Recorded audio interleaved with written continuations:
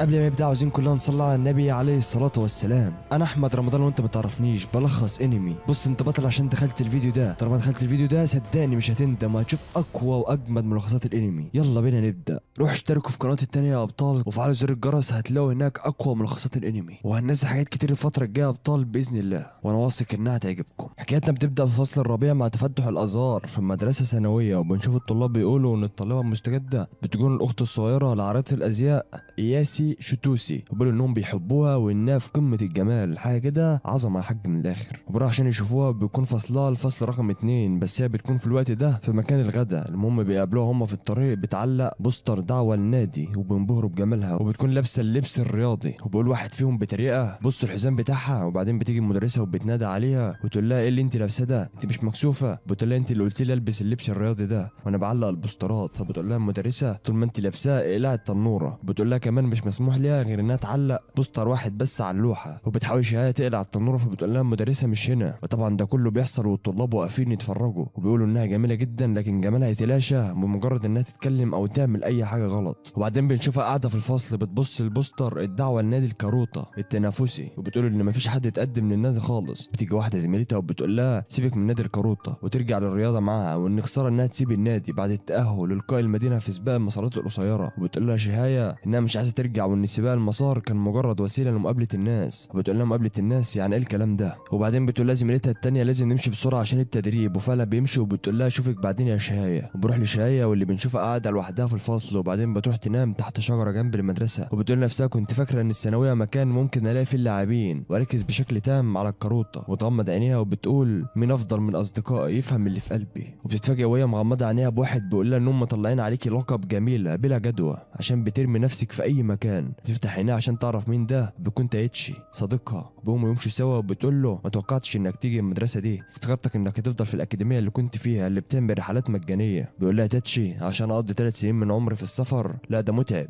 وعلى كل حال من المدهش انك عرفت تخش المدرسه دي. وبتضحك وبتفتكره وهو صغير وانه لسه زي ما هو ما اتغيرش وبتفرح. بعدين بيروح المترو عشان يروحوا، وبتيجي مكالمه لتاتشي من بنت وبتكون مستناه في محطه المترو. وبتساله شهايه بغيره دي صديقتك؟ انت عندك صديقه؟ فبقول لها مش من حقي ولا ايه؟ بتزعل شهايه وبيقول لها انه بيخرج معاها عشان هي اللي طلبت مني كده، بس انا مش متعلق بيها. فبتقول له ممكن اراتا يكون لها الاهم من كاروتا هو كمان. فبقول لها تاتشي انت كلمت اراتا الفتره اللي فاتت؟ فبتقول له لا مفيش اي تواصل من بدايه السنه، وكمان ما شاركش في البطوله الوطنيه السنه اللي فاتت. وبقول لها تاتشي انه بيخطط يعمل حاجه مختلفه في الثانويه بعيدا عن الكاروتا وانها مجرد هوايه. فبتقول له شهايه لا عايز تسيب الكاروتا بعد ما خلاص بقينا في مدرسه واحده. بقول لها انه قضى معظم الوقت يلعب كره القدم في الاعداديه ومش عايز يرجع للكاروتا تاني. وانها بتزعل شهايه وبتفتكر ايام زمان لما كانوا هما الثلاثه مع بعض في المدرسه وبيتكلموا عن اختها اياسي وبيرخم عليها تاتشي وبيهزروا مع بعض. وبتخبط في اراتا واللي كان مش عنده اصدقاء في الوقت ده ودايما بيكون قاعد وحيد، واغلبيه الوقت بيتنمروا على اصدقاء شهايه. بقول لها ان مشكلته انه قليل الكلام وما بيحاولش يعمل صداقات. فبتقول لهم شهايه لو كنت مكانه ما كنتش هتكلم مع اللي بيتريقوا عليا. بعدين بنشوف اراتا بالليل وهو شغال في توصيل الجرايد، بيكون حافظ الاماكن والعناوين لان عنده ذاكره قويه جدا. وبيروح بيت اياسي وبيت الجريده شهايه، وتاني يوم بتاخد شهايه الجريده معاها المدرسه وتوريها لاصحابها عشان صوره اختها عليها. وبعدين بتخش المدرسه عشان تقول لهم نتائج اختبار تذكر المات قصيده عشان بطوله الكاروتا. وبيكون الوحيد اللي افتكرهم كلهم هو اراتا، وبتطلب منه المدرسه انه يشارك في بطوله الكاروتا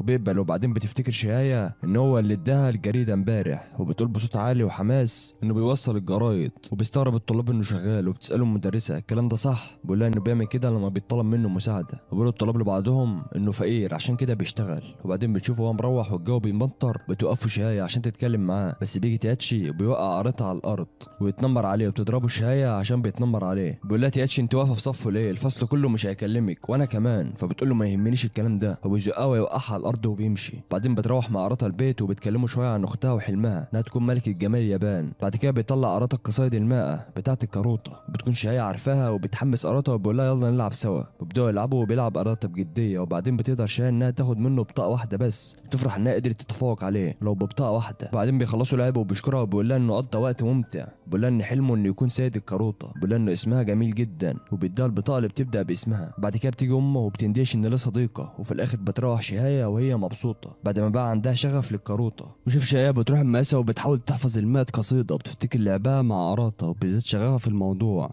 بعدين بتخش الفصل وبتصبح على الكل بس محدش بيرد عليها لأنها بتكلم أراتا، وتياتشي بيقول لها محدش فينا هيكلمك لحد ما تبطلي تكلمي أراتا. بس هي بتقول له إنها ما يشغلهاش الكلام ده، وبيقول لها تياتشي أنت ليه واقفة في صفه على طول؟ بترد عليه وأنت ليه لئيم كده؟ وبيقول لها إيه اللي عاجبك في واحد فقير زيه؟ في الوقت ده بيحاول أراتا يهديهم وبتقول شهاية أراتا يقدر يفوز على الكل في الكروطة، وتبص لأراتا وبتقول له مش كده؟ بيقول لها محدش هيقدر ياخد بطاقة واحدة مني، وبيتحدى تياتشي في البطولة الجاية إنه هيفوز عليه. هو بيروح ليوم البطولة وبتبدأ بقصيدة افتتاحية وأهالي الطلاب المشاركين واقفين بيتفرجوا مع بقية الطلاب. تبدأ مباراة تياتشي وبيكون متفوق على اللي قدامه، بيبص على شهاية اللي بتكون مش مهتمة باللي بيعمله. شوف تياتشي بيفوز في الجولة الأولى، وبعدين بتبدأ مباراة أراتا وبتكون شهاية مركزة معاه وبيندهش الكل بسرعة أراتا ولعبه قوي وبيفوز هو كمان. بيفضلوا يتكلموا عليه وعلى قوته في اللعب، وبيقلق تياتشي إن كده مش هيقدر يفوز على أراتا. وبنشوف أراتا مع شهاية بيتمشوا شوية واللي بتكون فرحانة بأدائه، وبقول لها أنت كمان قوية في اللعب وقدرتي تكسبي مني بطاقة. وبيجي تياتشي وبيرمي له كنزاية وبيفتحها وبتفور في وشه وبيضحك عليه وبيمشي. بعد كده بنشوفه بيروح عشان يغسل وشه وبتقول له شهاية انها مش معاه مناديل وهو ممكن يمسح وشه في هدومه، بس أراتا بيرفض، بس هي بتكون مصرة انه يمسح وشه.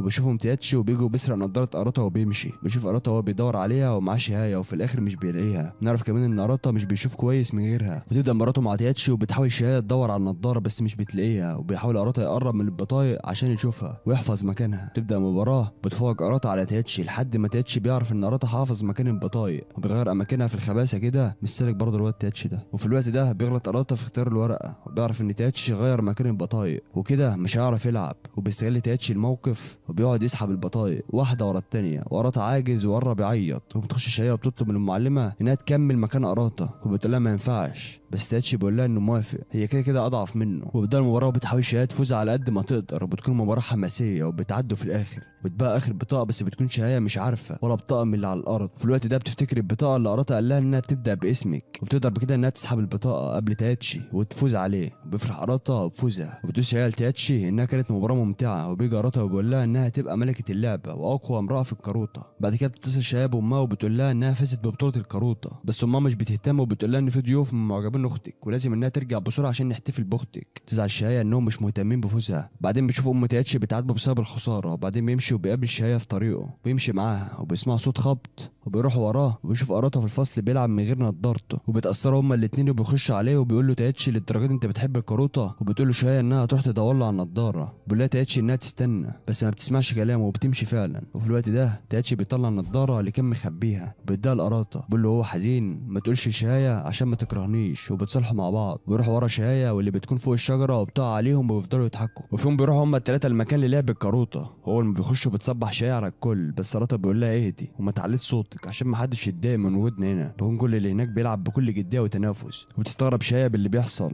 وبعدها بيجي المعلم المسؤول عن المكان وبيحضنهم وبيفرح انهم بيلعبوا الكروطه وينضموا للنادي. بيقول لهم ان مفيش ناس كتيره مهتمه بالكروطه وكل سنه بيجي لهم 2 أو 1 بس، المره دي في 3. بعدين بيقدمهم لواحد هناك اسمه هيرو وبيشدوا مع بعض في الكلام وبيتحدى أراتا في مباراه 3 ضد 3، وبيشرح أراتا القوانين لتياتشي وشهية ويوزع البطايق عليهم، وبعدين بياخدهم بره وبيقول لهم على الخطه كل واحد يركز على بطايق معينه. وبيسالوا تياتشي ايه فايده الخطه وانت ممكن تكسب وتكسبنا لوحدك، بس أراتا بيقول له انا عايز نلعب مع بعض كفريق. وتبدا مباراه مع اول بطاقه بتبان قوه أراتا في اللعب. بتقول له شهية دي البطاقه اللي المفروض تسحبها انا، بس أراتا بيقول لها انها كانت بطيئه. وبرضه بنشوف ان تياتشي بيتسرع ويختار البطاقه الغلط، بس بسرعه بيلحقوا أراتا وبيختار الصح وبيقول لهم انه هيساعدهم على ضعفهم في اللعب. بيجي بكل اللي موجودين بلعب أراتا، حتى المدرب بيتفاجئ بلعبه. وبتغضب شهية عشان مش عارفه تسحب بطاقه، وبتركز وبيركز معاها تياتشي وبيلحق البطاقه قبل أراتا. وهنا أراتا حب يرفع من روحها المعنويه وبيقول لها شاطره. شوف شهية وهي مركزه جامد هي كمان وبتلحق البطاقه بطريقه روعه وبيندهش بيها أراتا وبتحمس وبيفرح المعلم بحماسهم بيعجب بيهم، وفي الاخر بيكسبوا باكتساح. نشوف المدرب بيسالهم على اسمائهم ولو هينضموا ليهم او لا. بيوافق على طول أراتا وبيقول اسمه، بيطلع حفيد الراجل اللي كسب البطوله 7 مرات ورا بعض. بتوافق شهية بس بنشوف تياتشي وهو متردد شويه بس بيوافق في الاخر، وبيقول لهم مدرب بيتدربوا كويس عشان في بطوله في شهر مارس، وفعلا بيتفقوا انهم يتدربوا كويس جدا عشان يكسبوا البطوله دي وبتحمسوا للموضوع. وبتروح شهية البيت وبتكون اختها بتجرب اللبس عشان عندها اختبار قبول بكره لبطوله، وبتكون شهية معجبه قوي باختها وبتقول لها ما لسه حلمك انك تشوفي اختك الاجمل في اليابان، بس بتقول لها شهية انها ليها هدف تاني عايزه تحققه. وبتخش شهية اوضتها وبتحفظ بتخلص البطايق. وبنشوف بعد كده شهية واراتا وتياتشي بيفضلوا يتدربوا هما التلاتة بكل تركيز عشان البطولة، وبيلعبوا مع بعض بمرح، بقوا اصحاب مقربين جدا من بعض. وفي يوم في المدرسة وشهية بتحاول تحفظ البطايق، بتعرف ان تياتشي اتقبل في مدرسة تانية بعيدة، بتروح تقول له انت اكيد مش هتروح عشان نفضل نلعب الكاروتا مع بعض على طول. بس بتتفاجئ بتياتشي اللي بيقول لها ان فعلا هيروح، وبيجي اراتا وبيقول ان جده مريض بعد ما يتخرج هيسافر له، وده معناه انهم مش هيعرفوا يلعبوا كاروتا مع بعض تاني. وبتحزن جدا شهية وبتقول لهم في الطريق وهم مروحين انها مش هتشارك في البطوله، وبتسيبهم وبتمشي. وبنلاحظ كمان ان شهية مش بتروح التدريب وبقت حزينه عشان مش هيفضلوا يلعبوا مع بعض على طول، وبتمشي مع المدرب بالليل بعد ما رجعت له البطايق، وقعد يواسيها ويحاول يرجعها اللعب تاني. مش في يوم البطوله اراتا وتياتشي بيطبعوا تيشيرت مكتوب عليه فريق شهية، ولما بتشوف شهية بتفرح جدا، بتروح البطوله وبتقدر تلحق قبل ما المباراه تبدا. بنعرف وقتها ان اراتا مريض، وبعد ما خلصت البطوله وهم مروحين بتقول لهم شهية انها كانت بتتمنى لو يلعبوا مع بعض الوقت اطول، وبيعيطوا هما الثلاثه. بعدين بيتخرجوا وبيروح اراتا على طول يلم حاجاته من البيت عشان هيسافر، وبتروح لشهية وتياتشي وبيلعبوا اخر مباراه مع بعض. وفي نص اللعب بيعيط اراتا وبيشكرهم انهم لعبوا معاه الكاروتا. بيجي يوم رحيل اراتا عشان جده التعبان وانه لازم يكون جنبه، بتودعوا شهية هي وتياتشي وبيقولوا له هنتقابل تاني في البطوله الوطنيه للكاروتا وهنفوز عليك. بيمشي اراتا مع اهله خلاص، وبنرجع تاني لشهية وهي كبيره ومروحه في المترو مع تياتشي بعد ما افتكرت كل الذكريات دي، بعد ما تياتشي قال لها ان هسيب الكاروتا ويروح نادي كره القدم. وفعلا بيوصلوا المحطه بتاعتهم، وبتسال شهية تياتشي لو كلم اراتا قريب، فبيقول لها لا، وبتقول لشهية انها تخش البطوله الوطنيه وتنافس اراتا. وبيسالها تياتشي عن مستواها في اللعبه وصل لاي درجه، وبتقول له انها بقت لاعبه من الدرجه الثانيه، وبيقول لها قدامك حوالي 3 سنين عشان توصلي للدرجه الاولى وتقدري تهزمي اراتا. بتتعصب منه شهية وبيخرجوا من المحطه، بتكون صاحبه تياتشي مستنياه وبتقول له يخرج معاه وبيوافق. وبعدين بتقول له شهية لو كسبت البطوله هتساعدني نفتح نادي للكاروتا. بتمشي وبتحس بالغيره عشان تياتشي بيكلم واحده غيرها ومهتم بيها، وبتفتح تليفونها تكلم اي حد، وبتشوف رقم اراتا بس بتتردد ومش بتتصل. بعد كده بيروح تياتشي القاعه اللي كانوا بيتدربوا فيها زمان عشان يشجع شهية من بعيد وهي بتلعب على الدرجه الاولى، وبيقابل هناك المدرب بتاعهم وبيفرح بيه المدرب، وبيقعدوا يتكلموا شويه مع بعض، ويقول له المدرب يرجع يتدرب تاني معاهم، بس بيقول له تياتشي انه بيفكر يروح نادي كره القدم. بيرفض المدرب انه يسيب الكاروتا وبيقول له يرجع تاني، وبيقول له تياتشي انه كان بيتدرب جامد بس برضه ما كانش بيقدر يوصل لمستوى اراتا، وكان بيشوف كده كل مره بيلعب فيها. وتبدا مباراه شهية واللي بتلعب بصوت عالي وحماس كل ما بتسحب ورقه، وبتشوف المدرب وهو بيتكلم مع تياتشي على حب شهية للكاروتا والفوز على اللي بتحداها. وبيقول له بعد ما اتفرقتوا في الاعداديه كانت بتلعب لوحدها وقررت تنضم لسباقات الجري عشان السباق بيبدا بصوت وده شبه الكاروتا، وعشان تحافظ على لياقتها عشان الكاروتا برضه. وبيطلب من مدرب من تياتشي يفكر تاني في العوده للكاروتا. وبنشوف كمان شهية بتفوز وبتنتقل للمرحله الثانيه. وبعدين بيطلب المدرب من تياتشي يروح يشتري شوكولاته بسرعه، وهو بيستغرب ليه، بس بيروح يشتري بلاقي المحل مقفول وبيضطر يشتري من محل تاني اغلى، وبيرجع وبتاكلها شهية وبتقول له ان طعمها جامد. وبيقول لها المدرب ان الكاروتا بترهق العقل ولازم لاعب الكاروتا يتغذى بالسكريات على طول بعد كل ماتش عشان ما يتعبش. وبتنام شهية وتياتشي وبيكلمها وبتصحى وبتقول له انها هتفوز بالبطوله بس استنى واتفرج. وبتبدا مباراه تانية لشهية وبيتفرج عليها المدرب وتياتشي من بره عشان تبقى مركزه على المباراه وبس، وبيكون خصمها جامد قوي في اللعب وعمال يسحب البطايق منها، وتبدا شهية تسحب هي كمان وبسرعه، وبيعلى ايقاع اللعب وبيتساوى مع بعض في القوه، وبيعجب الناس اللي موجوده بسرعه شهية في اللعب. شوف شهية اتحمست للعب عشان اللي قدامها لاعب قوي وكمان بيحب الكاروتا زيها، وده خلاها تلعب احسن، وبتفوز شهية في الاخر بسبب البطاقه اللي بتبدا باسمها. بتروح شهية وبتحضن تياتشي وبتقول له يرجع يلعب الكاروتا معاها تاني، بتقول له هنبقى اقوى لو رجعنا نلعب سوا. وبعدين بتقول له استنى انا هتصل باراتا عشان اقول له ان بقيت لعيبه من الدرجه الاولى. بتتصل وبيرد وبتقول له انها شهية ومعاها تياتشي، بتقول له على مستواها وانها بقت لعيبه من الدرجه الاولى، وبتقول له انها لسه مع المدرب بتاعهم وبتساله عن مستواه دلوقتي، وبقول لها راتا ما تتصليش تاني وانه خلاص شاب الكاروتا ومش هرجع لها، وبيقفل سكه في وشها. طبعا بيتصدم شهية وبتفتكر حلم راتا اللي كان بيقول لها وهو صغير ان هيبقى سيد الكاروتا، وانها كانت فاكره انه مستحيل يتغير. وشوف بعد كده شهية خارجه في رحله مع تياتشي وراحت تشوف راتا بعد ما قال انه بطل يلعب كاروتا، بس شهية ما عجبهاش الكلام ده وقررت انها لازم تشوفه والا مش هتشوفه تاني بعد الكلام اللي قاله ده. بتشوف شهية وهو في القطر سرحانه ومش مركزه مع تياتشي، فبيرخم عليها وبيضربها برجله، بتقول له ليه عملت كده، بقول لها بالغلط، بقول لها كمان ان انا في رحله ليه مش مستمتعه بمناظر الجبال، بقول لها ان من الطبيعي ان اراتا يلاقي هوايه تانية غير الكاروتا ومش ضروري نروح نزوره. وبعدين بيسالها تياتشي في حد في حياتك بتحبيه، وبترد عليه وبتقول له المدرب، وبقول لها ده مش الحب، وبتقول له طب انت تقصد ايه، بقول لها حد تكوني مبسوطه وانت معاه مثلا، وبتقول له انت مش مبسوط مع صديقتك،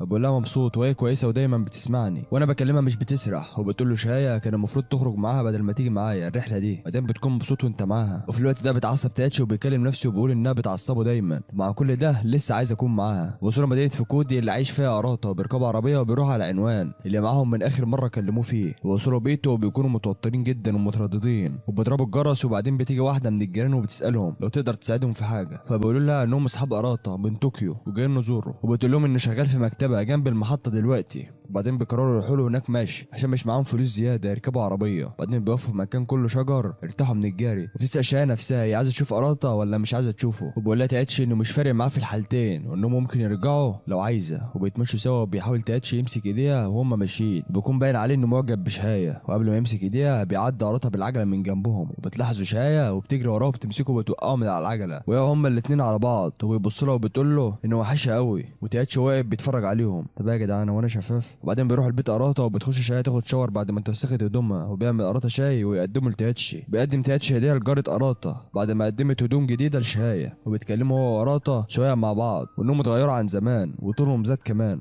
بعدين بتخش شهايه وبيقول لها تاتشي ليه غسلت شعرك؟ بتقول انه كان متوسخ. بعدين بيقول لها اراتا انها تقدر تاخد الملابس اللي عليها وتمشي بعد ما شعرها يجف. وبتعصب تاتشي وبيمسك ايد شهايه وبيقول لها يلا نمشي. بتقول له استنى انا كاتبه رساله لاراتا. وبتروح تجيب الرساله من شنطتها وتشوف اوراق الكاروته وبتطلعها وبتقول لهم يلا نلعب احنا الثلاثه. وبتخش اوضه وبتحط البطايق على الارض. بتتكلم معاهم وبتقول لهم انها بعدنا عن بعض في الاعداديه بس انا متاكده انك كملت اللعب يا اراتا. بعدين بيخش اراتا الاوضه ويشوط الورق برجله ويقول لها انت ما بتفهميش انا خلاص بطلت لعب الكاروته. بعدين بتشوف صوره جده اللي مات وبتفتكر كلام المدرب وهو بيقول ان جده كان احسن لاعب كاروته وما كانش له مثيل. وبيخش تاتشي وبيزقه ويوقعه على الارض. بقول له ايه الهبل ده؟ بيقول لي شهايه يلا نمشي مفيش فايده من الكلام معاه. وبتقول له استنى انا متاكده ان في سبب لكل ده. وبيقول لها بص هو بيعمل ايه ده مش اراتا بتاع زمان. وبياخدها وبيمشي وبتحاول توقفه وبتفلت منه. وبترجع وبتلاقي جاره اراتا جايه وتدي شهايه بطاقه الكاروته اللي سابتها هناك. بتقول لها انه ما بقاش محتاج البطاقه دي. وبتلم شهايه البطاقه من الارض وبتقول لها انها ما كانتش بتعرف تعمل حاجه ولا كان لها حلم لحد ما قابلت اراتا ولا انها تبقى ملكه الكاروته. وبتقول لها بحزن ليه اراتا بطل لعب الكاروته ايه اللي حصل طيب. وبتعيط جاره اراتا. بتقول لهم ان جد اراتا كان لاعب محدش يقدر يهزمه وهو اللي علم اراتا الكاروته. وكان اراتا بيحبه قوي بس من 4 سنين جده جاله سكته دماغيه. كان اراتا معاه عشان ياخد باله منه. في يوم من الايام كان المفروض يكون اراتا جنب جده بس كان في بطوله كاروته عشان يقدر ياخد الدرجه الاولى. جده اتصاب بانتكاسه ولما رجع اراتا كان مات. ومن ساعتها اراتا بطل لعب الكاروته. بعدين بيشوف اراتا وهو قاعد حزين وبيفتكر ذكرياته مع جده وهو بيتكلموا عن الكاروته وازاي بيسحب الورق بسرعه. وبيقول له اللي بيعتقد ان السبب في كده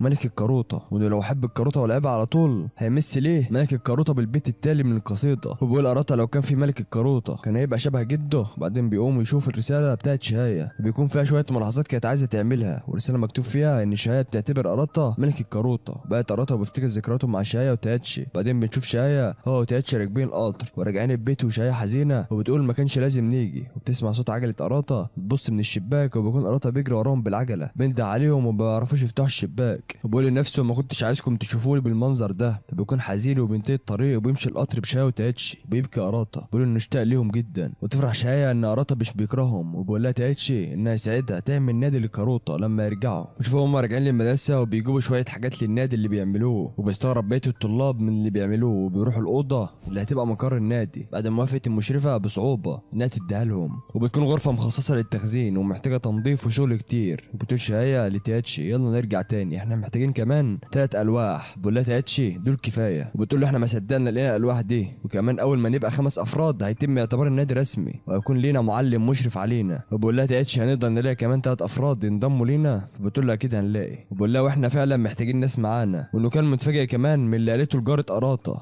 ان حلمها تكون ملكه الكاروته. وبروح لنادي الرمايه وبنلاقيهم بيتكلموا على واحده اسمها كنادي بتحب تقعد تقرا في الكتب لوحدها وبيتريقوا عليها. بيقولوا انها جت في الزمن الغلط. بعدين بنشوفها وهي ماشيه بتقول انها مش هتقدر تكمل في النادي ده باللبس ده وتجري بيه. وبتشوف وهي ماشيه بوستر دعوه لنادي الكاروته ومكتوب عليه اسم شهايه. وبتتخيل نفسها وهي بتلعب مع شهايه ولابسين لبس جميل. بتقول كان لازم اخش النادي ده من الاول. بتروح لمكان نادي الكاروته وتقول يا ريت ما يكون العدد يكتمل. وبتسمع صوت القصايد وبتبص من الشباك وبتلاقي بطاقه طايره في وشها وبتتخض. وبيكون شهايه وتاتشي بيتدربوا. بتتفرج عليهم وهم بيلعبوا. بتتفاجئ وبتقول هي دي الكاروته. وبتفش شهايه على تاتشي وبقول لها تاتشي ان انه عرف سبب بدايتها البطيئه في اللعب. بيقول انت بتعتمدي على سمعك بدرجه كبيره وده مخليكي مش مهتمه بحفظ اماكن البطايق. وبتقول له شهيه مش كده، دي كانت ضربه حظ وانها مش بتعاني في الاول لما كانت بتلعب في الجمعيه. وبقول لها تاتشي انت ما لعبتيش غير في الجمعيه بس مش كده؟ لان الاشخاص اللي بيلعبوا مع بعض على طول بيستخدموا نفس تقنيه توزيع البطاقات، فالموضوع بيبقى سهل. وبعدين بياخدوا بالهم من كنادي وبتجري عليها شهيه وبتخاف كنادي وبتجري وراها شهيه وبتمسكها. بتقول لها بتجري ليه؟ انت مهتمه بالكاروته مش كده؟ بتقول لها ايوه. شوف كنادي قعدت معاهم وبدات تتكلم عن تاريخ ال100 قصيده بتاع الكاروته وبتسالهم لو بيلبسوا الهكامه هم بيلعبوها، والهكامه ده يا ابطال ده لبس قديم عندهم. وبتقول لها شهيه هي وتاتشي لا عشان غالي وصعب تتحرك بيه. تحزن كنادي عشان بتحب اللبس ده وكمان عيلتها عندها محل للملابس دي. بتقول لهم لو مش هقدر البس الهكامه فمن الاحسن نرجع لنادي الرمايه وتمشي، بس بتفضل شهيه مبهوره بيها. بتروح لها المكتبه بعدين وبتقول لها انت بتحب الكاروته مش كده؟ تطلب منها انهم يلعبوا سوا. بتقول لها ان حبي للكاروته يختلف عن حبك ليها وانا مش مهتمه بالرياضه الخاليه من المشاعر وبتسيبها وبتمشي.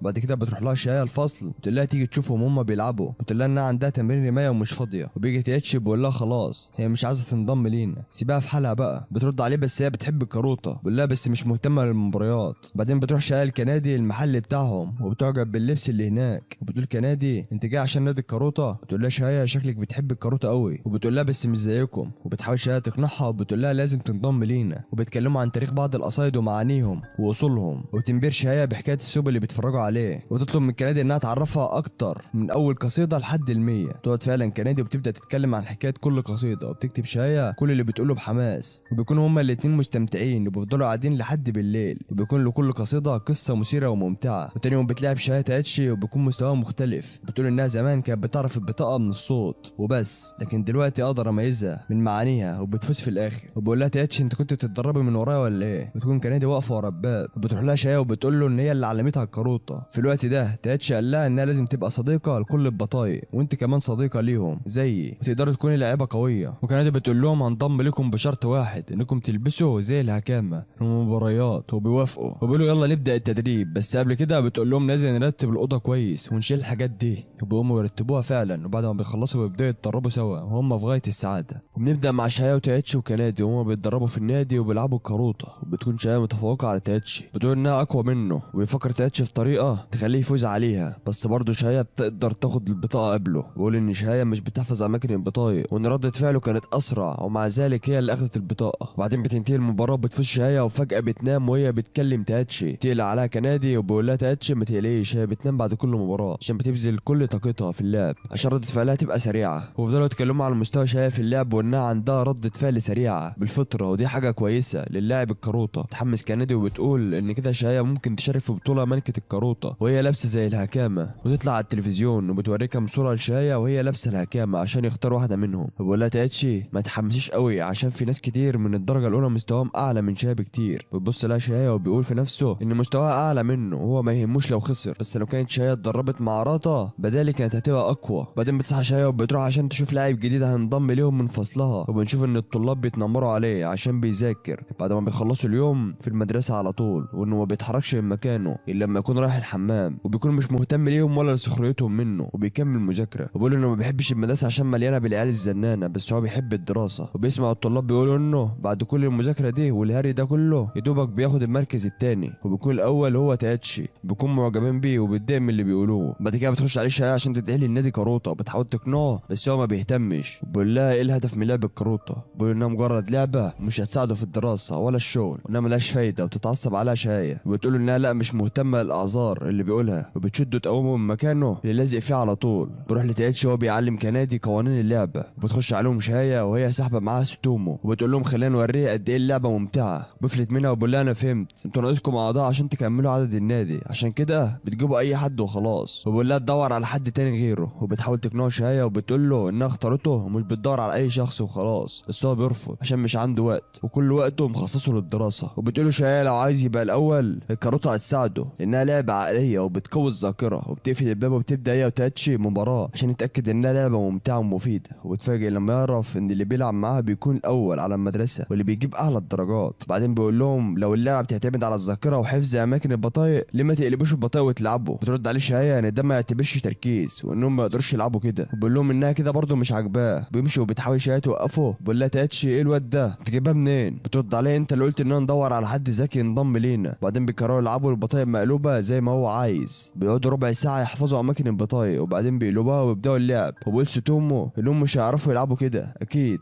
ومستحيل يحفظوا كل الاماكن في ربع ساعه. مع بدايه المباراه بيقدروا فعلا يعرفوا الاماكن بشكل صحيح. بيقول تاتشي ان الموضوع هيبقى اصعب لما اماكن البطايق تتغير، وبيقول ان شهيه ذاكرتها مش قويه وانه يقدر يتفوق عليها. وبنشوف شهيه بتحاول بصعوبه تتذكر اماكن البطايق، بيقوم تاتشي مغير اماكن البطايق من اللي قدامه، وبتحاول شهيه انها تمنعه عشان فاكره الاماكن اصلا بالعافيه. بس تاتشي ما بيسمعش كلامها وبيغير الاماكن، ويبدا تاتشي في سحب البطايق وبتحاول شهيه انها تهدى وتركز. بس تاتشي بياخد كل البطايق وبتندهش من قدرته على حفظ الاماكن. وبتفتكر تاتشي كمان انه ما يهموش لو خسر، بيقول انا بكره الخساره وبيقدر يفوز في الاخر. وبتزعل شهيه وبتقول انها تغضب زي الاطفال، وبيضحك تاتشي وبيقول لها انه كسب. وبعدين بيمشي سوتومو وبيروح وراه تاتشي وبيتكلم معاه، بس هو بيكون غيران منه عشان متفوق عليه وعنده اصدقاء كتير وحياته احسن. بعدين بيقول له تاتشي لو كنت مهتم بالكاروتا انضم لينا، ويبعد عنه سوتومو. بيقول له انه ما يقدرش يلعب بالكاروتا وانه ما عندوش الموهبه، وبيمسك تاتشي الكرسي بتاعه وبيرميه. بيقول له انه برضه ما عندوش موهبه في الكاروتا وانها لعبه بكسب واخسر فيها عادي، بس لما بكسب بحس بالسعاده. وبيسيبه ويمشي وبيقول له هو ماشي انا عايز اللي ينضم ليهم يكون شخص مجتهد مش عبقري وخلاص. وبيفكر سوتومو في كلامه وبيسيب الكرسي وبيروح وراه بعد ما اقتنع. بعدين بنشوفهم هما الاربعه قدام بوابه المدرسه بيدعوا الطلاب انهم ينضموا لنادي الكاروتا. بيقفوا كام طالب وبيسالوهم لو هينضموا ليهم لو مهتمين بالكاروتا، وبيكون ناقص لهم عضو واحد بس عشان يبقوا نادي رسمي. بس الكل بيتجاهلهم لهم. بتقول لهم شهيه ما تهلوش اكيد هنلاقي شخص متميز. وبعدين بنروح للفصل والمعلمه بتشرح وبتكون شهيه نايمه في الحصه، وقبل ما المعلمه تزعلها بيرن الجرس وتنتهي الحصه. تقول لها صاحبتها المعلمه كانت بتبص لك كنت نايمه، تسالها هي نعسانه ليه؟ فبتقول لها شهيه انها بتصحى بدري عشان تدور على اعضاء للنادي. بتقول لها كده الموضوع صعب عليكي انتوا الستومو اللي بيكون بيقرا في كتاب القصايد ال100. وبتروح لشهيه وبتقول له انهم هيبداوا التمرين النهارده، وهي بتتكلم بطنها بتعمل صوت من الجوع. بقول لها ستومو انها لازم تاكل الغدا بتاعها. فبتقول له انت سمعت حاجه؟ فبقول لها ايوه وكل فصل كمان. بعدين بتروح تجيب حاجه تاكلها، بتقابل هناك واحد كان معاها في الاعداديه وبتفاجئ بيها. بعدين بروح لتاتشي وهو بيعلم كنادي وستومو قواعد الكاروتا، بيتكلموا على كل حاجه ممكن تحصل وانت بتقابل خصم، وبيكتب ستومو كل معلومه. وبتخش عليهم شايه وبتقول لتاتشي انها قابلت نيكومو، بتوديه ليه وبيشوفه. بيقول انه كان معانا في المدرسه، بيقول من لبسه باين عليه انه من فريق التنس. بقول لها احنا ليه مستخبيين؟ فبتقول عشان طلبت منه ينضم لنادي الكاروتا وهرب مني، بس المره دي هقنعه. وبتيجي معلش شهيه وبتقول له ما دام عندك الخبره في اللعب فلازم تنضم لنادي الكاروتا. وقفت تاتشي وبعدين بيسلم عليه بيفتكره، وبتقول له شهيه اتضم لينا. بقول لها ان اسمه نشيدا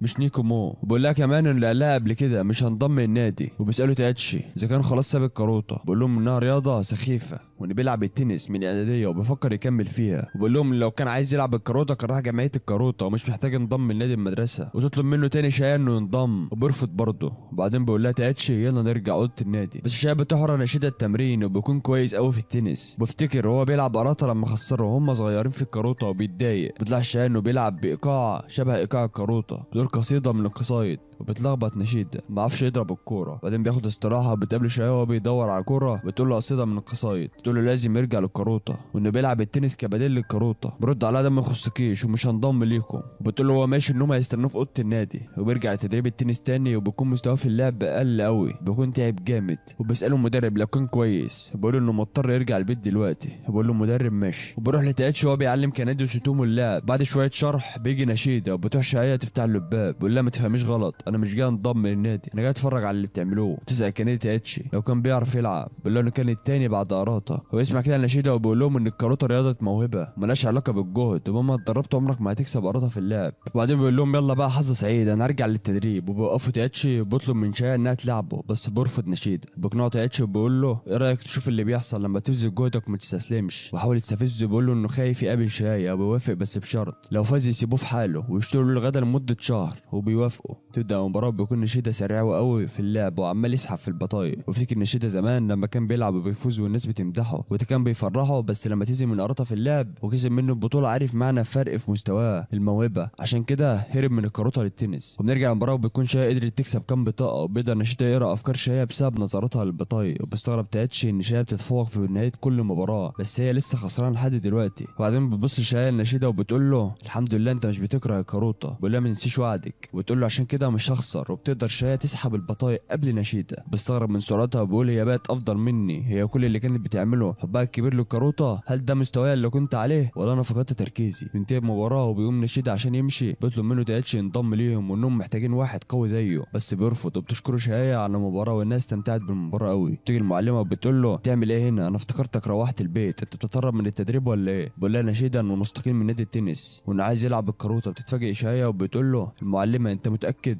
بيقول لها هم محتاجين كمان عضو وانه بيحب الكاروته والتنس مش هتقدر تحل محل الكاروته عنده. وبيفرحوا اعضاء النادي وبيشكروا تاتشي. بعد كده بيروحوا للمعلمه عشان النادي يبقى رسمي، وبعد ما بقوا 5 اعضاء وبتوافق بس بتقول لهم يعينوا رئيس للنادي غير شايه وهي هتكون المشرفه عليهم. بتكلموا هم ماشيين مش هيبقى الرئيس وبيختاروا تاتشي. بتقول لهم شايه انها تكون الكابتن وبيقعدوا سوا يتكلموا عن نشاطات النادي والتدريبات. وبتخش شايه عليهم وبتقول لهم انها تلاعب كنادي وسوتومو. بيقول لها تاتشي انهم مبتدئين ومش هتعلموا حاجه من اللعب مع شخص من الدرجه الاولى. بتقول له شايه انهم مش هيستمتعوا معاك. وبعدين بيعملوا مباراه تدريبيه شايه مع كنادي والنشيده مع سوتومو. وبتبدا المباراه وبتلعب شايه بقوه مش بتتساهل مع كنادي مبتدئه وبتحبك كنادي. وبتقول لشايه مفيش فايده من اللعب لان الفرق بينه وبين الكبير. بتقول لها شايه انها اول مره تلعب الكاروته كان مع شخص قوي ولو كانت سهل معايا ما كنتش حبيت الكاروته، عشان كده انا بلعب بجديه ومش هتسهل معاكي لان عايزاكي تبقى احسن عشان هتشاركي في البطوله الوطنيه السنه دي. بعدين بيروحوا من المدرسه وبيتكلموا على البطوله انهم عايزين يفوزوا بيها. بيقول سوتومو اننا مش هنقدر نفوز بالبطوله واننا لسه مبتدئين. بتقول شايه ما تقلقش انا هلعب معاكم بجديه كل يوم لحد ما تبقوا افضل. بتركب شايه مترو مع تاتشي بيقول لها انت متاكده من المشاركه في البطوله؟ بتقول له ما تقلقش كل حاجه هتبقى كويسه. بيسالها مش انت عايزه تفوزي في البطولات الفرديه؟ بتقول له ايوه. بيقول لها اتدربي انت كويس في الجمعيه وما تقلقيش على النادي هو يدربهم. وبتقول له شايه فاكر اللي عملناه مع رطه لما لعبنا كفريق واحد؟ بيقول لها فهمت قصدك. بعدين بيبداوا يتدربوا مع بعض ويتكلموا على اساليب اللعب وكل ملاحظات اللعب. وبيبداوا مباراه تدريبيه وبيلعبوا حماس وبيتعلموا من اخطائهم في اللعب ويعلوا مستواهم. وبعدين بتخش عليهم بشفا بتقول لهم المدرسه قفلت خلاص يلا امشوا. وبيتكلموا على التدريب هم في الطريق وان مفيش وقت في المدرسه يتدربوا كويس. وبيقرروا يعملوا مخيم تدريب. بيقرروا يعملوا المخيم ده في بيت تاتشي وبيكون اهله مسافرين. وبتروح شايه البيت وبيكون كبير وبيقول لها تاتشي ان عندهم اوض فاضيه كتير ممكن نتدرب فيها. وبعدين بتقول له وريني اوضتك لو كنا نلعب فيها واحنا صغيرين. وبيمسك تاتشي ايديها ويمنعها تطلع اوضته ويقول لها ما ينفعش تشوفوا اوضه الناس التانيين. بعدين بيجي بقيه الاعضاء وبيكونوا معجبين بالبيت ومتحمسين للمخيم ويندهشوا من الجوائز اللي واخدها تاتشي. وبتشوف كنادي صوره امه وبتقول له انها جميله. وبتقول لها شايه انها ما بتحبهاش وانها بتزعله دايما لو خسر. وبيجي تاتشي بيقول لهم احنا مش جايين نتدرب. بيروحوا الاوضه بيتدربوا بلا راحه وعلى بالليل بيتعب سوتومو وكنادي جامد. بتقول شايه يلا نكمل تدريب. وبوقفها تاتشي بيقول لها كفايه عشان هم تعبوا. بتقول له لا لازم نتدرب عشان البطوله. بوقفها تاتشي بيقول لها انت كده بتحطم امالهم كده كفايه النهارده. وبعدين بيروحوا يتعشوا بيكون سوتومو وكنادي مرهقين من التدريب ومش قادرين ياكلوا. وبتيجي ام تاتشي وبتجري شايه وكنادي بسرعه يستخبوا قبل ما تشوفهم. وتنام كنادي وبتشيلها شايه وبتاخدها تنام عندها في البيت. وبتفكر شايه في كلام تاتشي انها بتحطم امالهم بكتر التدريب القوي وبتقول انها غلطانه. وبعدين بيرن موبايل وبتقوم كنادي وبتاخد شايه وبتجري بيها وبيكونوا كله مستنينهم في مكان جنب النهر. بيقولوا لها انهم اسفين انهم جايبينها في وقت زي ده وهم عايزين يقولوا لها حاجه بس بتوقفهم وبتعتذر منهم عن اللي حصل النهارده وانها ضغطت عليهم في التدريب. بيقولوا لها انهم مش زعلانين وان الموضوع عادي. وبيقولوا لها انهم هيبذلوا جهدهم في التدريب عشان الكاروته. وبعدين بيطلع تاتشي تورته بيحتفلوا بعيد ميلادها وبتصدم شايه وبتعيط من الفرحه وبيقعدوا ياكلوا مع بعض وهم مبسوطين. بعدين بتيجي رساله لتاتشي من رقم مجهول بينصدم بيها. وبتيجي شايه تاكل تاتشي اخر حته من التورته ويمسك ايديها وبياكلها في لقطه رومانسيه. بعدين بيوريها رساله وبتكون من قراطه وانه بيعتذر فيها من اللي عمله وبيهنيها بعيد ميلادها. وبتفرح شايه وبتقول ان ده اجمل عيد ميلاد ليها. نرجع مع شايه وهي لابسه زي الهكامه والطلاب مستغربين من اللي لابساه وبيقولوا هي هتلعب الكاروته وهي لابسه كده ازاي. وبعدين بنروح لكنادي وهي بتظبط زي الهكامه على نشيده وسوتومو واللي بيكونوا مش عايزين يلبسوه وبيقولوا محدش لبس كده غيرنا. وبتقول لهم كنادي كده شكلكم اجمل وده احسن من الزي المدرسي. تبقى فرحانه بيهم وبشكلهم في الهكامه. بروح تاتشي لشايه بقول لها واقفه هنا ليه؟ حفله الافتتاح تبدا. بتكون مبسوطه عشان في ناس كتير بتلعب الكاروته وهتشارك في البطوله. بتقول له انها هتكلم قراطه وبقول لها تاتشي انت بقيتي تكلمي قراطه كتير بعد عيد ميلادك. هو بيرد عليكي فبتقول له ما ردش عليا خالص بس ابعت الرساله وخلاص. وبتقول له هو ليه ابعت لك انت بدالي، مع اني ببعت رقم موبايلي دايما في الرسائل واكيد عارفه. وبيجي اتنين وبيصورهم وبيقول لهم تاتشي ما يصوروش وبيمشي. وبتقول شهايه مع نفسها ان تاتشي بقى غريب الفتره الاخيره. وبعدين بيجي هوكو اللاعب اللي كان معاها في الجمعيه ومعاه فريقه، وبيقول لها دايما بتظهري بشكل متميز. بيقول لها ما توقعتش اشوفك في البطوله. بتتفاجئ بيه شهايه، بترحب بيه وبتكون ناسيه اسمه.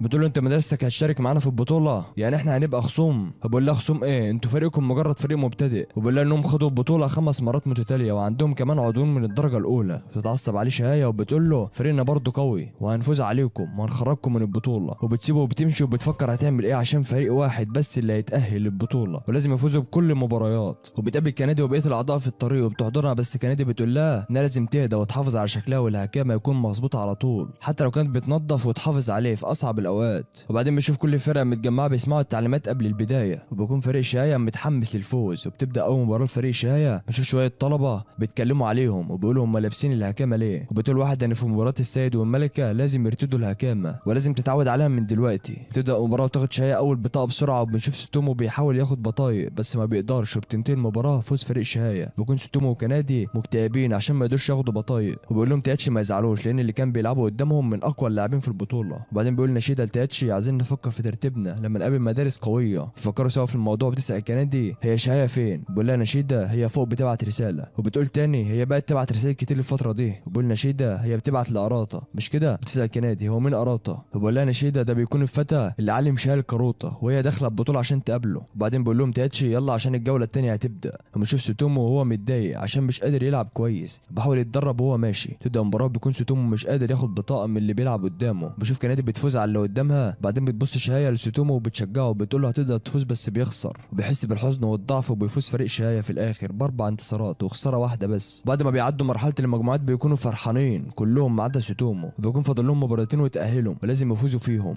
وبيفكروا في خطه اللعب وبيقول نشيده انهم يخلوا سوتومو يقابل اقوى واحد في الفريق عشان يضمنوا فوزهم. هم الثلاثه. بتقول شهايه بس احنا ما بنعرفش ترتيبهم. بعدين بيقول لهم سوتومو ممكن امشي. وبيقولوا له ليه؟ ما ينفعش تمشي. بيقول لهم انهم مش محتاجينه وانهم يقدروا يفوزوا من غيره وانا مش هقدر افوز على اي حد. فبتقول له كنادي ما تقلقش من الناحيه دي. وبيقول لها ما تغرش عشان فزت مره. وبتعصب وبقول لهم انا جاي كمالة عدد وممكن اي حد يجي مكاني وانتوا مش محتاجيني انا وكنادي. وبتقول له شهايه لا الموضوع مش كده. فبقول لها لا وانت جاي كمان البطوله دي عشان تقابلي اراتا ده اللي انت عايزاه وبس. وبيبان على كل الحسره. بعد كده سوتومو بيقوم يمشي وبيوقفوا تاتشي وبيقول له انا وافق انك ما تشاركش معانا في مباراه نصف النهائي بس هتلعب معانا في النهائي. بعدين بيروح المكان مباراه نصف النهائي وبيقول لهم تاتشي لازم نفوز عشان نلعب مع سوتومو تاني. اول البدايه بتعاتب شهايه نفسها عشان ما فهمتش مشاعر سوتومو من الاول. وبتبدا المباراه وبيكون الفريق اللي قدامهم متحمس للفوز. وبتعاني شهايه في الاول وبتحاول تركز بس بتخسر البطاقه اللي بتبدا باسمها واللي بتكسبها دايما. وبيستغرب تاتشي وبتفضل هي تايهه ومش مركزه. ونشوف يورو وهو بيتكلم مع حد من فريقه وبيقول له لو فريق شهايه فاز انا عايز العب ضدها. بيقول له انها متميزه واقوى منك. بيقول له انه بيحب يلعب قصاد بنت حلوه. بيروح لسوتومو وبيكون قاعد حزين وبيخش عليه اتنين بيتكلموا على المباراه. بيقولوا ان شهايه مش بتلعب كويس وخسرانه. بيقولوا ممكن يكون حصل لها حاجه في الاستراحه. وبيتضايق سوتومو بيقول لهم شهايه مستحيل تخسر دي البدايه لسه. وبيمشي. بنيجي على شهايه واللي لسه مش قادره ترجع وتتقدم على اللي قدامها. بيقول لها تاتشي تركز عشان ما تخسرش بس بتفضل زي ما هي. وبيقدر تاتشي ياخد بطاقه ويرمي كام بطاقه قدام شهايه وبيقوم يجيبهم ويطبطب على شهايه وكنادي وبيهديهم شويه وبيحمسهم للفوز. وبتاخد شهايه نفس عميق وبترجع تفكر بهدوء وبتشوف سوتومو واقف عند الباب بيتفرج عليهم وده بيرجع لها ثقتها وتركيزها وبترجع لمستواها وبتبدا تسحب في البطايق. وبيفوز تاتشي ونشيده وبتخسر كنادي. وبيتبقى شهايه واللي بتلعب بكل تركيز ولازم تفوز عشان يتاهلوا. وبتقدر تتعادل وبيتبقى بطاقه وبيشجعها سوتومو بصوت عالي. تقدر شهايه تسحب البطاقه وتفوز. وبعدين بتنام من التعب وبتروح كنادي ورا سوتومو وبتقول له انت جزء من الفريق ومش هتمشي. وبتعدل له الزي بتاعه وبتواسيه وبتقول له طبيعي اننا نخسر قدامهم واحنا لسه مبتدئين وهنتدرب كويس لحد ما نبقى زيهم. بعدين بيهنها سوتومو وبفوزها وبيجي بقيه الفريق وبيعتذر ليهم وبيقول لهم يدوا له فرصه تانيه وبيقولوا له انها فريق ومحدش فينا هيمشي وهنفضل مع بعض. وبشوف المدرب بتاع شايا ورايح هو وصاحبه يتفرجوا على النهائي. وبشوف فريق شايا متجمعين وبيفتكرهم خسروا بس هم قاعدين يفكروا في خطه والترتيب بتاعهم. وبتقول لهم شايا على الترتيب اللي اختارته وبيوافقوا عليه. وبيكون تاتشي مندهش من تفكيرها. بيروح تاتشي يسلم ورقه الترتيب وبيقابل المدرب وبيقول له انه فرحان عشان وصلوا النهائي. بيكلموا عن مستوى شايا وبيقول له تاتشي انه حط ضغط كبير على شايا وكنا ممكن نخسر وانه غلطان انه عمل كده بس بعد كده هبقى مركز اكتر بما اني قائد الفريق. وبعدين بيمشي وبيروح للفريق يديلهم شويه تعليمات، وبيتفرج عليه المدرب بيقول له انه اتغير عن المره اللي فاتت. وبعدين بيشوف الفريق التاني هم بيختاروا ترتيبهم مين هيقابل مين، وبيختار هيرو انه يقابل تاتشي. وبعدين بيسلموا ورقه الترتيب بتاعهم وبيكونوا متحمسين ومتاكدين من الفوز. بعد كده بيقعدوا الفريقين حسب الترتيب وبيحطوا البطايق على الارض، وبتستغرب شويه من طريقه توزيع البطايق اللي قدامها. بعدين بيشوف المدرب بتاع الجمعيه مدرب الفريق التاني بيكون عارفه، بيروح له وبيتكلم معاه عن اللي بيلعب شقه وطريقه توزيعه للبطايق، وبيقول له انه لاعب غريب واحيانا بيغلط في تقدير الناس، كان ممكن يبقى سيد لولا كده. بيقول له المدرب انه خسر من واحد من طلاب النهارده، بيقول له مش ممكن، شادي اول سنه لها تشارك في البطوله. فبقول له المدرب هنشوف دلوقتي. وبقول له شايه لعيبه قويه انا متاكد انها تبقى ملكه في المستقبل. بروح لاراتا واللي بيكون شغال في سوبر ماركت وبيطلب من المدير انه يستخدم الكمبيوتر بتاعه، بيقول له ماشي بس ما تقعدش كتير عليه. وبيفتح البريد بتاعه وبيتصدم من كميه الرسائل اللي مبعوثه، وبيفتحهم وبيكونوا من شايه، وبيقرا انهم وصلوا النهائي، وبيبص للساعه وبيشوف هيلحق يروح ولا لا. بنرجع للمباراه بعد ما بدات، وبيكون الفرقتين متحمسين. مع اول بطاقه بيبان قوه الفريق اللي قدام فريق شايه، وقدروا ياخدوا منهم كلهم اول بطاقه. وبيبدا تاتشي يحمسهم بصوت عالي، وبتكون شايه مش قادره تسحب بطاقه بسبب اسلوب اللي قدامها في اللعب، وبتحاول تركز وتفكر في طريقه للفوز بس ما بتقدرش تسحب البطاقه. وبعدين بيقدر سوتومو يسحب بطاقه وبيكون فرحان بيها قوي وبيشجعها للفوز. بيقدر برضه نشيدا وتاتشي يسحبوا بطايق، وده بيحمسهم وبيخلي شايه تركز اكتر، وبتقدر تسحب بطاقه وبيستغرب اللي قدامها من سرعتها. بعدين بتشجع بقيه الفريق وبتقدر تسحب اللي بعدها برضه بسرعه، وبيحاول اللي قدامها ان يرجع يسيطر على المباراه تاني، بس بيغلط وهو بيسحب البطاقه وبيقوم يقف عشان يركز، وبيقول انه هيبقى احسن لما يبص للناس من فوق. بعدين بيرجع يقعد وبيقدر ياخد بطاقه من شايه بطريقه بتفكر شايه باراتا، وده بيخليها تفكر باسلوب يخليها تفوز عليه. بتقدر تسحب كام بطاقه ورا بعض وبتتعادل معاه، وبيندهش اعضاء الفريق من قوه شايه، وهي بتلعب اقوى لاعب في الفريق اللي قدامهم. وبعدين بيشوف اللي قدام نشيدا بيكلمه وبيحاول يستفزه بهدوء، وبيقدر يسحب منه بطاقه، وبيفتكر نشيدا وبيقول لما كنا بنتدرب سوا واحنا في الاعدادي كان حتى مبتدئ بس دلوقتي بقى من الدرجه الاولى. بعدين بيعاتب نفسه انه ما فكرش يبقى سيد في الكاروتا ويتدرب عشان كده. بعدين بيشوف كنادي وهي بتلعب بقوه مع انها مبتدئه، وسوتومو برضه هو بيتخانق مع اللي قدام على القوانين والبطاقه، وانه مهتم جامد بالفوز عشان الفريق. وبيفتكر نشيدا زمان لما خسر من اراتا واستسلم وساب الكاروتا، وبيقول ما كنتش لازم استسلم. وبعدين بيرجع ياخد البطاقه بسرعه بطريقه بيندهش بيها كل الموجودين، وبعدين بيتحمس الفريق للفوز. بيخسر سوتومو هو وكنادي، وده بيخلي الفريق التاني يتحمس ويركز اكتر. وبيشوف تاتشي هو مركز جامد وبيحلل البطاقه اللي قدامه، بيحط خطه للفوز، وبيقول انه مش قوي زي شهايه ونشيدا بس انا بقدر اركز اكتر منهم ولازم افوز عشان الفريق. وبيقدر يفوز فعلا. وبيشوف اللي قدام شهايه وهو متفاجئ من مستواها، وبتقدر شهايه تاخد منه بطاقه، وبتعصب مدربه من اسلوبه بيقول له بصوت عالي هاجم، وبعدين بيتاسف عشان صوته العالي. بعد كده بيقدر ياخد بطاقه، وبعدها شهايه تاخد بطاقه، وبعدين بيفوز نشيدا وبيتبقى شهايه ولازم تفوز. وبيشوف شهايه مركزه على اخر بطاقه بشكل كبير، بتفاجئ اللي قدامها بتقدر تاخدها وبتفوز، وبيفرح بيها الفريق وبتاع تنام وبيعيط الكل من الفرح. بعدين بيبعتوا صورتهم وهم فايزين لارتا وبيفرح بيهم، ويشوفوا هم بيستلموا الكاس وبيتاهلوا للبطوله الوطنيه، وبتفرح شهيه قوي بيها ويحتفلوا سوا بيكونوا مش مصدقين انهم فازوا. بعدين بيجي يورو وبيخطف الكاس منهم، وبيحضنوا وبيقولوا انت بتعمل ايه، وبيقول لهم بحزن ان الكاس ده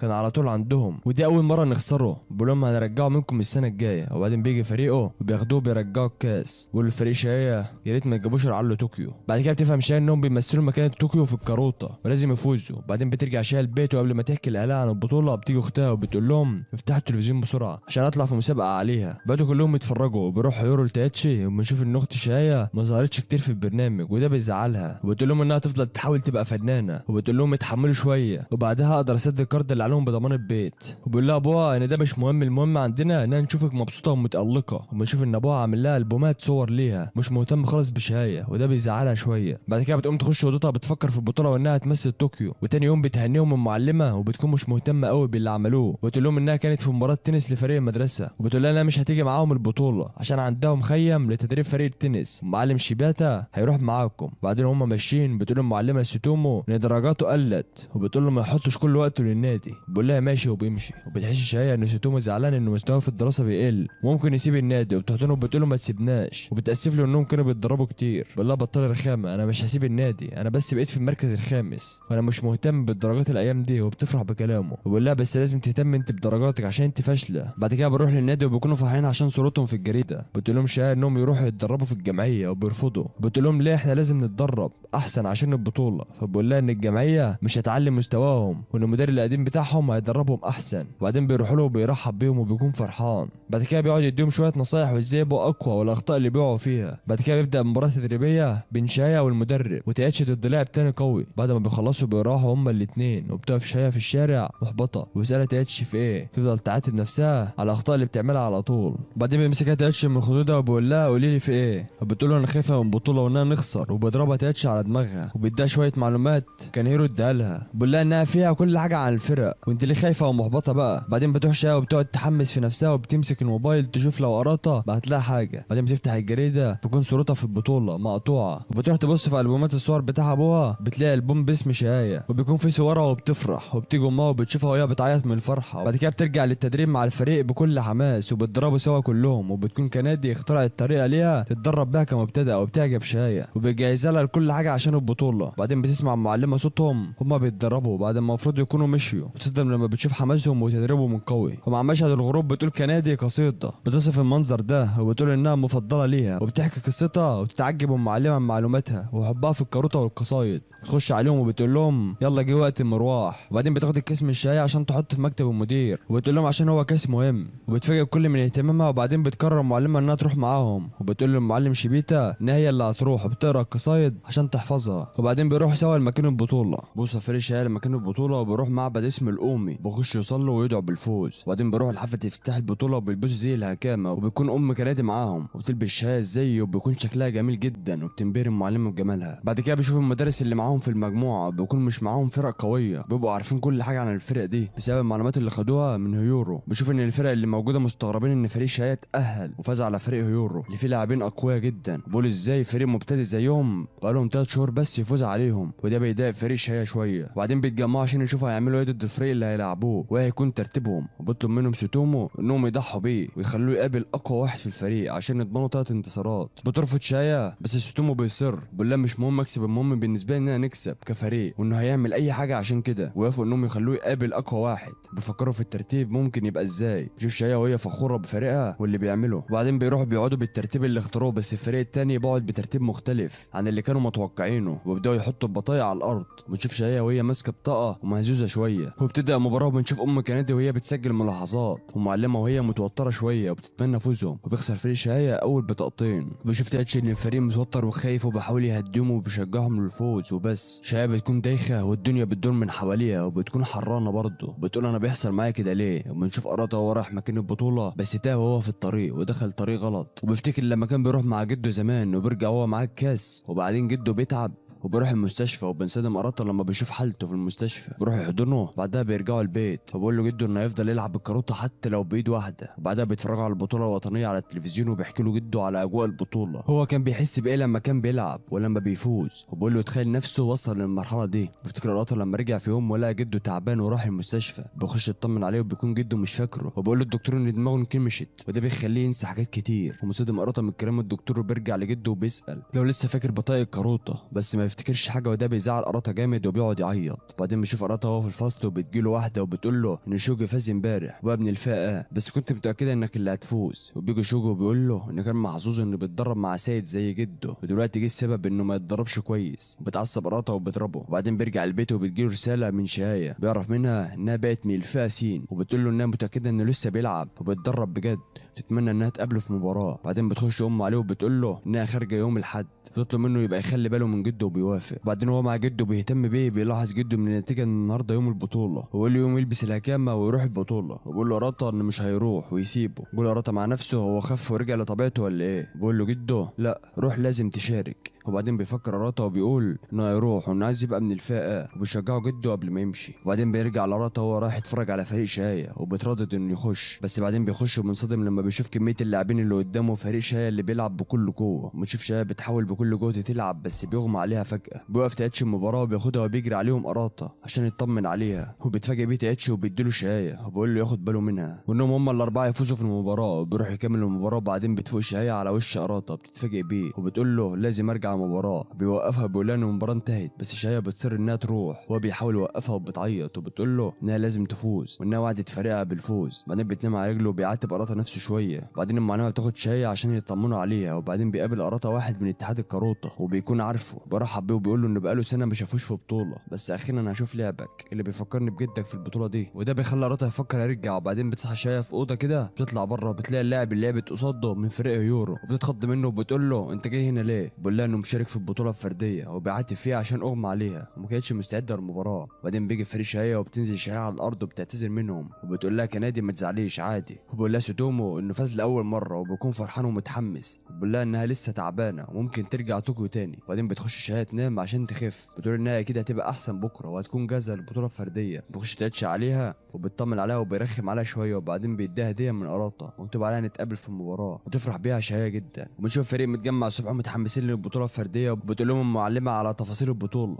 كل واحد هيلعب في الفئه بتاعته. وبيكون تاتش متضايق شويه علشان هو من الفئه بي ومش هيقدر يلعب مع شهية اللي من الفئه A. بيروح عشان يشوف كل واحد هيلاعب مين، وبتقابل شهية صودو لاعب فريق هيورو، بيقول لها ان الملكه موجوده وهتلعب ضد واحده اسمها امساكو، واسم الملكه واكامية، وبيقول لها انها كانت في الفئه A وهي في رابعه ابتدائي. بعدين بتيجي وبيقول لها سودو انها اصغر ملكه في التاريخ الكاروطه، وبنشوف ان الكل بيتكلم عليها اول ما دخلت، وبتخش تشوف هي هتلاعب مين، وبتكون عارفه سودو. بتتكلم معاه وبتقول له انها ارتاحت لما عرفت انها مش هتقابله في الجوله الاولى. بتقول له شكلك بتحب الكاروطه قوي عشان تيجي المسافه دي كلها عشان البطوله الفرديه بعد ما خسرت التاهل للبطوله الوطنيه. وبتضايق سودو من كلامها، وبعدين بتمشي بيقول سودو انه هيفوز عليها، وبيقول له شهية تفوز عليها لو قابلتها. وبعدين بيمشي وبتفكر شويه فيها وبتفتكر حلمها انها تكون ملكه. بعدين بتبدا اول جوله وبتكون اللي قدام شهية قويه جدا وبتسحب منها كام بطاقه. تشوف الملكه بتفوز بالجوله وبتكون اسرع واحده تفوز في الجوله دي. بعدين بتحمس شهية وبتركز على الفوز، وبنشوف الطلاب بيتكلموا على مباراه الملكه وان اللي قدامها ما قدرش ياخد غير بطاقه واحده، وبنشوفه قاعد مصدوم وبيكون الكل مهتم بالملكه. وبتروح شهية عشان تشوف هتلاعب مين الجوله الثانيه بعد ما فازت، وبيكون الكل خايف يقابل الملكه، بس بنشوف شهية بتتمنى انها تلعبها وفعلا هتقابلها. وبتيجي المعلمه وبتتكلم معاه، بس كل تركيز شهية بيكون على المباراه. وبتبدا مباراه شهية والملكه، وبتكون شهية مركزه سماعها مع القصيده، بس قبل ما تسمع حرف بتسحب الملكه البطاقه. وبتتفاجئ شهية والمعلمه من سرعتها. بتشوف المعلمه اللقطه تاني في الكاميرا وبتتصدم من سرعه ايديها. بتشوف شهية وهي مذهوله ومش عارفه تاخد بطاقه. بعد كده بيروح لتاتشي ونيشيدا بعد ما فازوا في الجوله الاولى، وبيشوف هيلعبوا مين الجوله الجايه. وبعدين بيروح تاتشي يشوف شهية بتلعب مين، وبتفاجئ لما يعرف انها بتلعب الملكه، وبيخش يتفرج عليها وبتفاجئ هو كمان من سرعه الملكه في اللعب. وبيروح للمعلمه يشوفوا اعاده اللقطه وبيحلل طريقه لعب شهية والملكه، وبتصدم وبتشوف شهية بتعاني قدامها، وكل الموجودين بيتكلموا عن الملكه. وبتحاول شهية تهدى وتركز وبتفتكر كلام المدرب، بس الملكه بتاخد كل البطايق. وبنشوف تاتشي بيقول بغضب ان حركات شهية مقروءه لما بتركز على بطاقه. بنشوف شهية وهي محبطه بتفكر تعمل ايه، وبتفكر كلام المدرب وهو بيقول لها على خطه تعملها وهي بتلعب خصم قوي. وبعدين بنشوف الملكه معجبه بلبس شهية، وده بيخلي شهية تركز في لبسها هي كمان وبتعجب بيه، وكون شخصيتهم شبه بعض في الموضوع ده. وبعدين بيرجعوا يركزوا في المباراه تاني، وبتعمل الملكه حركه بتذهل الكل، وبتكون المعلمه مش فاهمه هي عملت ايه، وبيشرح لها تاتشي الحركه وبيبان فيها سرعتها الجامده. بتشوف شهية محبطه بتفقد الامل في الفوز. بيكون كل الموجودين بيقولوا ان خلاص شهية ما عندهاش فرصه ترجع للمباراه. بيحلل تاتشي طريقه لعبهم الاثنين، وبعدين بيتفاجئ من شهية بعد ما فقدت الامل وبقتش تلعب، وتبص لها الملكه وبتقول ان كل اللي بيقابلوها بيكونوا متحمسين بس بيفقدوا الحماس ده، وبكون كاني بلعب لوحدي. بتقول عادي مش مهم. وبعدين في طالب بيطفي النور بالغلط، وده بيفوق شهية شويه، تاخد بالها من المعلمه وتاتشي اللي قاعدين بيشجعوها وبيتمنوا فوزها. وبعدين بتقول لنفسها مش عارفه اعمل ايه، اول مره يحصل لي كده. بعدين بتخيل ان اللي قدامها قراطه، تفتكر اول مباراه ليها معاه. ما نشوف شهية بتقلد صوته وبتقوم تقف وبتحلل الموضوع. بتلاحظ ان الملكه بتلعب بايديها الشمال مش اليمين، بتعاتب نفسها انها ما لاحظتش ده من بدري. وبعدين بترجع للمباراه بكل تركيزها وبترجع اقوى من الاول، بس الملكه بتاخد البطاقه منها، بس بتكون شهية اقرب من الاول وبتحمس نفسها وبتقدر تلمس البطاقه مع الملكه، وبتفاجئ الملكه بيها وبتديها البطاقه. بيفرح تاتشي ومعلومه بطاقه شهية الاولى، بس بترجعها شهية بتقول لها انهم لمسوها سوا وهي كانت عندك، وده بيصدم المعلمه وتاتشي وبيقول خديها محدش بيرفض بطاقه. تاخدها الملكه وتفتكر شهية كلام المدرب وهو بيقول لها ان البطاقه اللي على الارض بتكون ليك ولازم تاخد اي بطاقه باي طريقه، وبتندم شويه بس بترجع تحمس نفسها وبتتخيل نفسها في مباراه السيد والملكه، وبتاخد نفس عميق عشان تركز، وبتقدر شهية تفوق على سرعه الملكه وبتاخد بطاقه من اللي قدامها، وكل اللي موجودين بيندهش منها وبيكونوا مش مصدقين. وبتيجي شهية وبتحرك ورقه وبتكون رافعه ايديها ومستعده ومركزه جامد، تقدر تاخد بطاقه تانية من الملكه وسط ذهول الكل. وبنشوف الملكه وتركيزها بيزيد وبتكون غضبانه شويه، وبتجيب شهية البطاقه وبتقول انها انها تكون اللي هتوديها الى لقب الملكه. بنشوف بعد كده تيتش بيقول ان شهية اخيرا رجعت لطبيعتها وتركيزها، وبيكون معظم الناس اللي بيتفرجوا معجبين باثار شهية وانها ما استسلمتش. وبيقول الباقي انها خلاص خسرت مش هتقدر ترجع وهي متاخره ببطاء كتير. بتشوف الملكه وهي غضبانه ومركزه جامد وبندهش كل الموجودين لما بيشوفوها كده، وبتقدر الملكه تاخد البطاقه وبتضحك بشكل مخيف. بنشوف تيتش بيتكلم عن نقطه ضعف شهية في البطاقه متعدده المقاطع، بيقول تقدري تعمليها يا شهية وتفوزي. وبتقدر شهية تاخد كمان بطاقه، وبيقول تيتش ان الموضوع بقى اسهل ليها لما بقى فاضل 30 بطاقه بدل 50. وبنشوف شهية وهي بتحمس نفسها وبتقول انها عايزه تبقى اقوى واسرع بعد ما حست انها بدات تضعف. بعدين بتنتهي المباراه بفوز الملكه، وبنشوف شهية قاعده بتعاتب نفسها انها قدرت تاخد 5 بطايق بس. بنشوف الملكه وهي خارجه متعصبه وبتروح تعرف اسم اللي كانت بتلعبها ومدرستها، وبيجي واحد بيكلمها بس بينصدم لما بيشوف غضبها، وبتقول انها مش هتخلي شهية تاخد منها بطاقه واحده لما تقابلها تاني. بعدين بتيجي شهية وبتبص لها الملكه مع ابتسامه بسيطه وبتقول لها شهية ان تيشيرتها جميل وده بيفرح الملكه عشان محدش كان فاهم ذوقها في الهدوم. بنشوف تيتش وهو حزين على خساره شهية، بيقول هي كويسه دلوقتي. وبعدين بيقول اكيد زمانها نايمه، بلاقيها قاعده بتدرب ايديها وهي بتدمع. بيقول هو ده اليوم اللي هيغير حياه شهية وهيخلي حلمها حقيقه. بعدين بيروح علشان الجوله التانيه بتاعتها. بعدين بنشوف الملكه بتلعب سودو وبتفوز عليه. بعد كده بيقول لها ان دي اخر سنه وكان فاكر انه هيقدر يفوز عليها. بتضحك وبتقول له انها اقوى وهي كانت خايفه منه لا تخسر، وبتعصب سودو شويه عشان هو خسران بفرق 12 بطاقه. بنشوف الطلاب متجمعه وبنعرف ان الملكه خدت البطوله. وبنشوف شهية سامعاهم وبتتدرب وهي غضبانه. تيجي كندي وبتسالها شهية عملت ايه؟ بتقول لها انها خسرت هي وسوتومو في الجوله الثالثه. وبعدين بتقول لها كندي ان تايتشي بيلعب نهائي الفئه بي ولازم نروح نشجعه. بشوف هو بيلاعب واحد قوي، وبيفتكر لما قال انه مش ممكن يوصل لمستوى اراتا، والمدرب شجعه واقنعه يرجع. وبيفتكر شهية وتدريبها وهي بتدمع وده بيحمسه للفوز. وبعدين بنشوفه بيخسر بطاقه، وبيقول نشيدة انه متلخبط عشان لسه حافظ اماكن البطايق من المباراه اللي فاتت. بحاول تايتشي يهدى ويرجع البطايق اللي في الارض